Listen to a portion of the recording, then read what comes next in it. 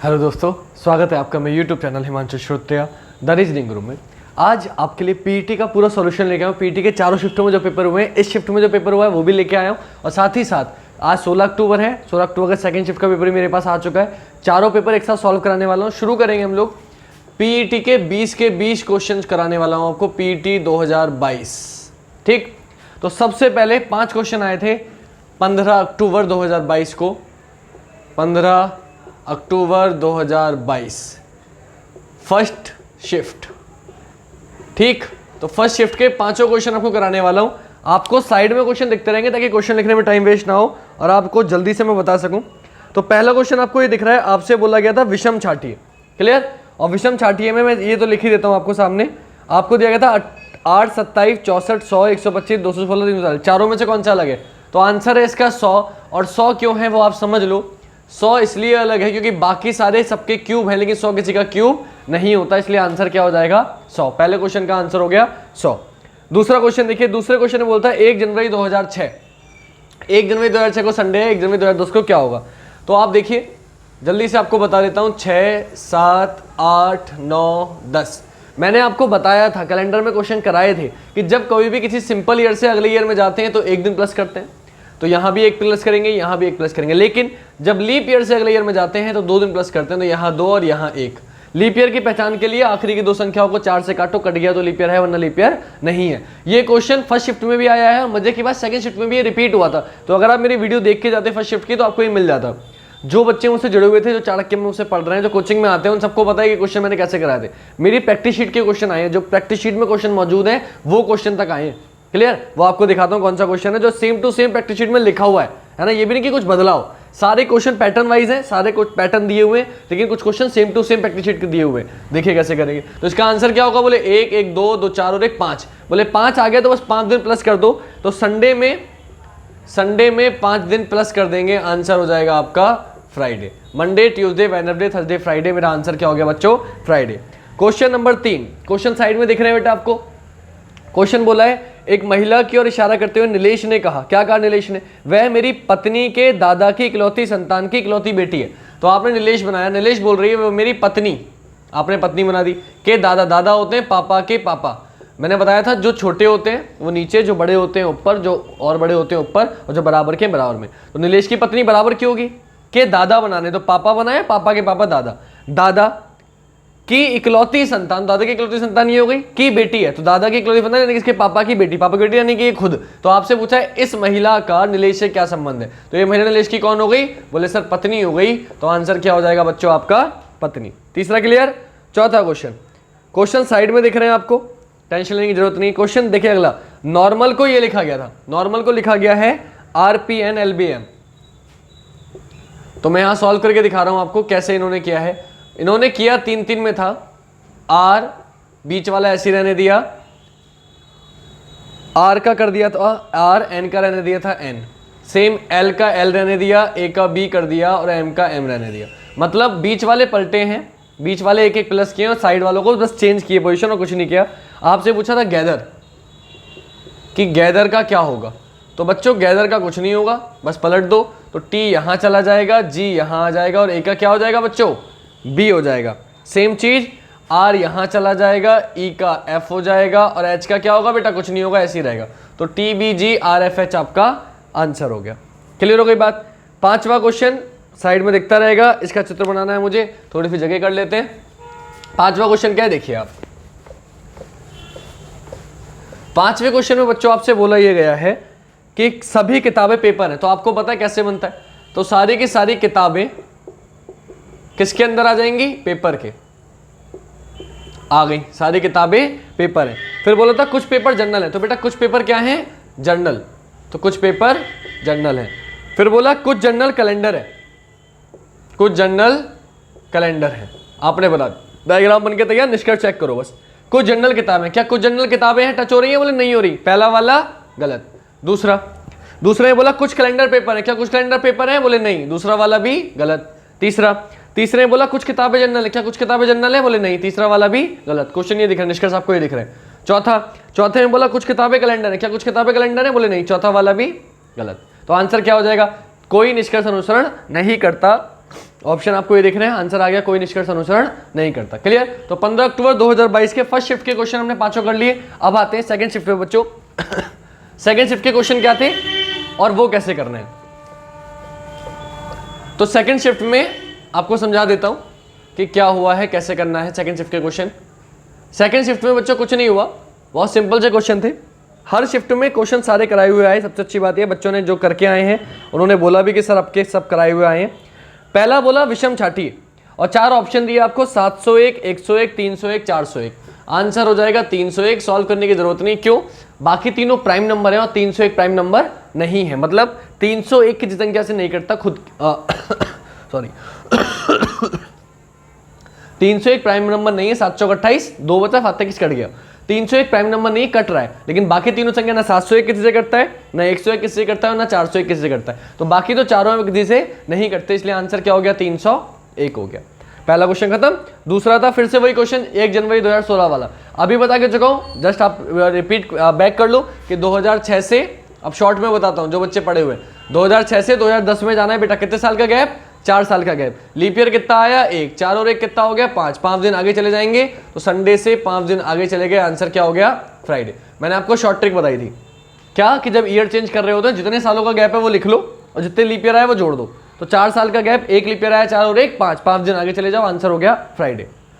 और नॉर्मल कराया जो है वो पिछले अभी कराया 2 सेकंड 10-20 सेकंड पहले, और ये अब मैंने शॉर्ट ट्रिक में बता दी क्योंकि फर्स्ट शिफ्ट में भी आया क्वेश्चन और सेकंड शिफ्ट में भी आया कैलेंडर का। ठीक। तीसरा क्वेश्चन बेटा, तीसरा क्वेश्चन रिलेशन है। एक तस्वीर की ओर इशारा करते हुए ए ने अपने दोस्त बी से कहा, वह मेरी माँ के पिता की इकलौती बेटी। अब ए कह रहा है बी से, वह मेरी माँ के पिता की इकलौती बेटी है। अब एक बात बताओ, माँ के पिता की इकलौती बेटी है तो वो कौन हो गई? खुद माँ हो गई। तो अगर ये मम्मी हो गई तो आपसे पूछा है ए का उस चित्र वाली महिला से या चित्र वाले व्यक्ति से क्या संबंध है, तो ए चित्र वाली महिला कौन हो जाएगा? बेटा।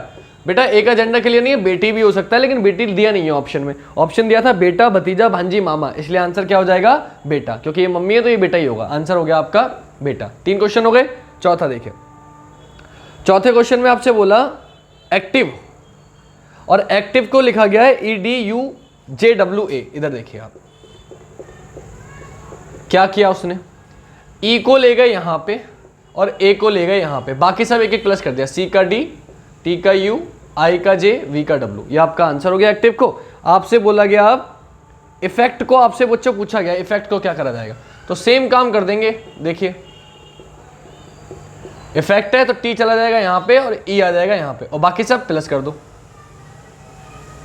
एफ का जी, एफ का जी, ई का एफ, सी का डी, टी डबल जी एफ डी ई आपका आंसर हो गया। क्लियर। इफेक्ट का क्या होगा? टी डबल जी एफ डी ई आपका आंसर हो गया। 4 क्वेश्चन कंप्लीट हो गए। 5वां क्वेश्चन लिखने की जरूरत नहीं है, आपको साइड में दिख रहा है, मैं डायरेक्टली बता देता हूं। इसमें बोला गया लैपटॉप निर्माण कंपनियों ने हाल ही में लैपटॉपों की कीमतों में वृद्धि की है, पहला कथन। दूसरा बोला सरकार ने हाल ही में लैपटॉप पर शुल्क बढ़ाया है।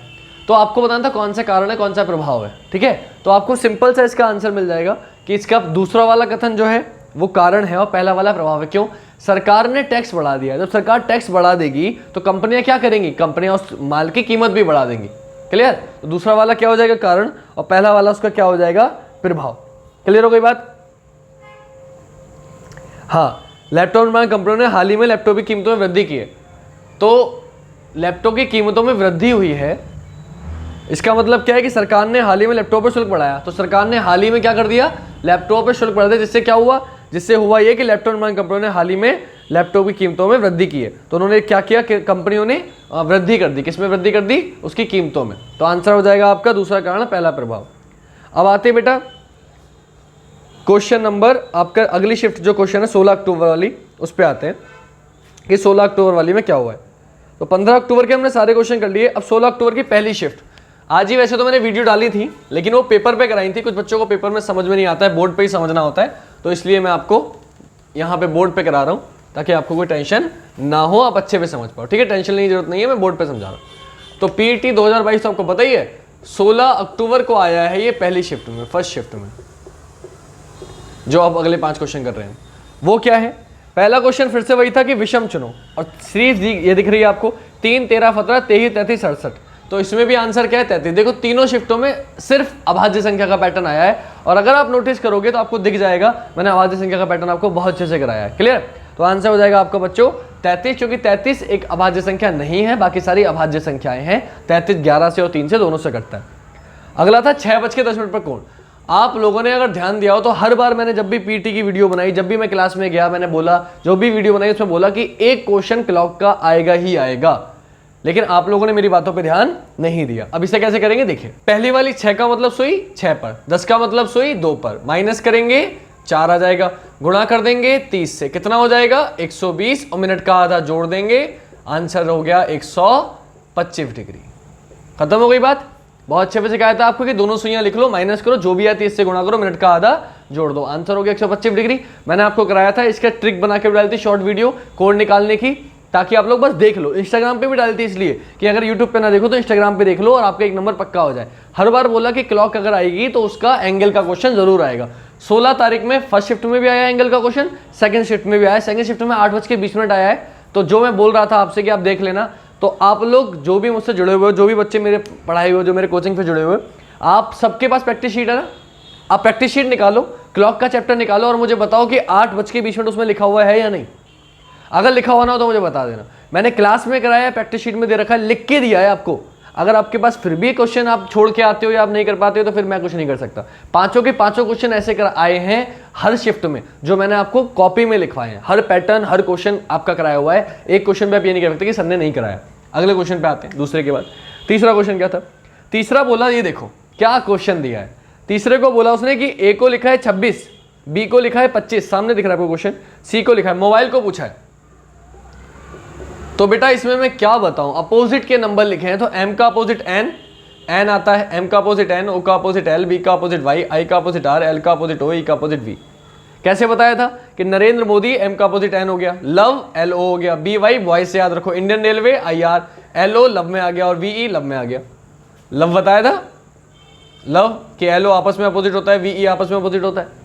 अपोजिट की ट्रिक आपको बताई थी, ABCD याद कराई थी। कोडिंग से बच्चों क्वेश्चन आएगा तो नंबर अपोजिट याद होने चाहिए ताकि आपका काम चल जाएगा। नंबर अपोजिट याद होते कितना आसान क्वेश्चन था। क्या कि अपोजिट के नंबर लिखे हैं, तो m का अपोजिट n कितने पे आता है 14 पर, l 12 पर, y 25 पर, r 18 पर, o 15 पर, v 22 पर।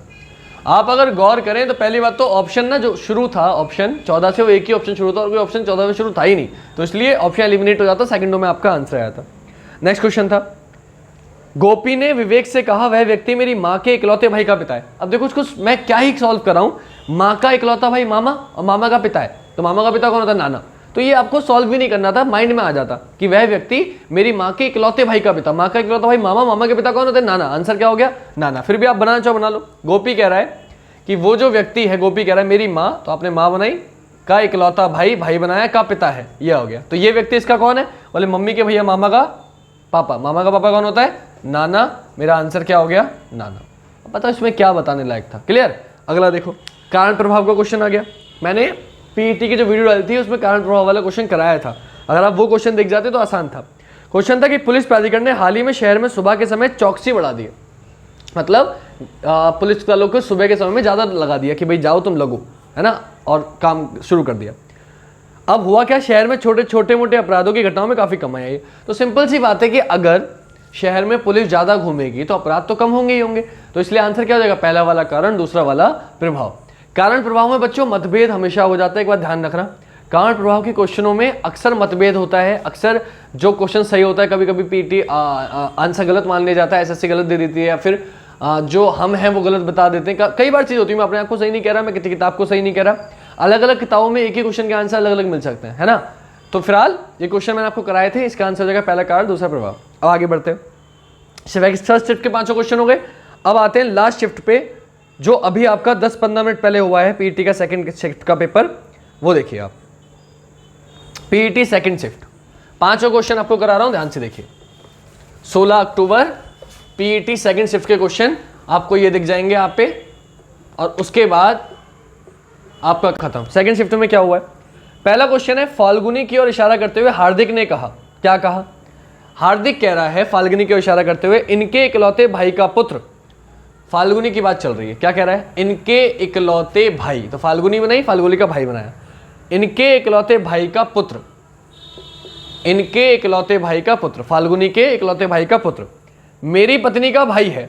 अब ये कौन है? ये भाई है। किसका भाई है? मेरी पत्नी का। तो इसको भाई बना दिया पत्नी का। किसकी पत्नी का? हार्दिक की।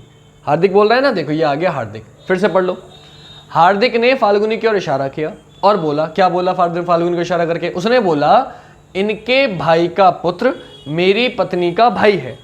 तो मेरी पत्नी का भाई बनाया और ये कौन है? इनके भाई का पुत्र है, बना दिया। कैसे भी कर लो, शुरू से करो या बात से करो।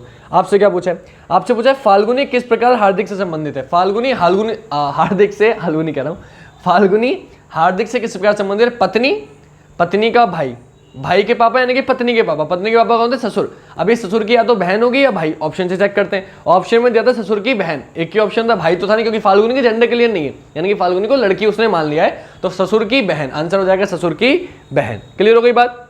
अगला क्वेश्चन आपको ये दिख रहा है 41 25 30 25 12 25 42 25। मैं लिख देता हूँ यहाँ पे 41 25 30 25 12 25 और 42 25। क्लियर? अगर आप लोगों ने मेरी ट्रिक देखी होगी, मैंने अलग छाटना है, बहुत क्वेश्चन कराया, 10-10 क्वेश्शन डेली करा रहा था, इसलिए कि आप इसमें क्वेश्चन कर पाओ। बहुत क्वेश्चन कराए थे। अगर आपने स्क्वायर वाली ट्रिक देखी, मैंने स्क्वायर निकालना सिखाया था, तो आपको पता चल जाएगा सारे किसी न किसी चीज के स्क्वायर है। कैसे? 30 25 स्क्वायर है। किसका स्क्वायर है? आप देखो 55 का। कैसे पता? मैंने ट्रिक बताई थी कि जब भी एंड में 25 आ रहा हो तो 5 का स्क्वायर कितना होता है? 25। 5 की अगली संख्या से गुणा कर दो, 5 चंग 30 हो गया। ये किसका स्क्वायर है? 15 का हो सकता है, या 35 का हो सकता है, किसी का भी हो सकता है। 35 का मानो। 35 का क्यों मानो मैं बताता हूँ। 5 का स्क्वायर 25 और 3 चौक 12 आ गया 12। पहले वाले का स्क्वायर करते हो, दूसरे की अगली संख्या से गुणा करके लिख देते हैं। यहाँ के ये किसका स्क्वायर है? देखो 55 का। कैसे पता? 5 पंजे 25 और 5 की 6 से गुणा करोगे, नहीं 55 का तो ये हो गया, तो 5 संग 30 होता है, 6 का 65 का होगा। 5 का स्क्वायर 25 और 6 सत्ते 42 आ गया 42 25। तो देखो बाकी तीनों जो हैं ये स्क्वायर हैं, एग्जैक्ट स्क्वायर है किसी संख्या के, लेकिन 41 25 किसी भी संख्या का स्क्वायर नहीं है, तो 41 25 आपका आंसर हो जाएगा। 41 25 एग्जैक्ट स्क्वायर नहीं है किसी भी संख्या का। क्लियर हो गई बात? आगे आते हैं। अगला क्वेश्चन, 2 क्वेश्चन हो गए हमारे, अब तीसरा देखो। अब इसमें जो उन्होंने क्वेश्चन दिया 8:20 इसने तो मुझे इतनी मतलब देखते ही ना इतनी खुशी दे दी कि प्रैक्टिस शीट का क्वेश्चन दे दिया। मतलब जो मैं लिख के दे रहा हूँ कौन आएगा ये तो सब बता देते हैं कि कोड का क्वेश्चन आ सकता है, हर टीचर बता देगा, लेकिन जो समय दे रहा हूँ वही समय आ जाए तो ये तो एक एक्स्ट्रा ऑर्डिनरी बात हो गई है ना, कि ये समय मैंने प्रैक्टिस शीट में दे रखा है, ये समय का समय भी मिल गया, मतलब टाइम भी चेंज नहीं किया उन्होंने। कैसे? 8 का मतलब 8, 20 का मतलब 4, माइनस करेंगे 4 आएगा, गुणा कर देंगे 30 से, कितना हो गया? बोले सर 120 हो गया, मिनट का आधा जोड़ दो, 20 का आधा 10, आंसर हो गया 130 डिग्री। खत्म? तो 8:20 कितने डिग्री का कोण है? 130 डिग्री का कोण है। अगले क्वेश्चन पे आते हैं बेटो। कितने क्वेश्चन हो गए? 1 2 3 हो गए। चौथा क्वेश्चन देखिए, स्कीम। चौथा क्वेश्चन है स्कीम, और स्कीम को जो लिखा गया है वो लिखा गया है TDIFNF। अब जब मैं ऐसे क्वेश्चन कराता हूं तो बच्चे कहते हैं सर इतने आसान करा रहे हो, आएंगे ही नहीं। कोडिंग डिकोडिंग देखी होगी, पहला क्वेश्चन कराया था, मैंने बताया था कि पीटी इतना भारी एग्जाम नहीं आते हैं इसमें के क्वेश्चन। क्या किया? कुछ नहीं किया।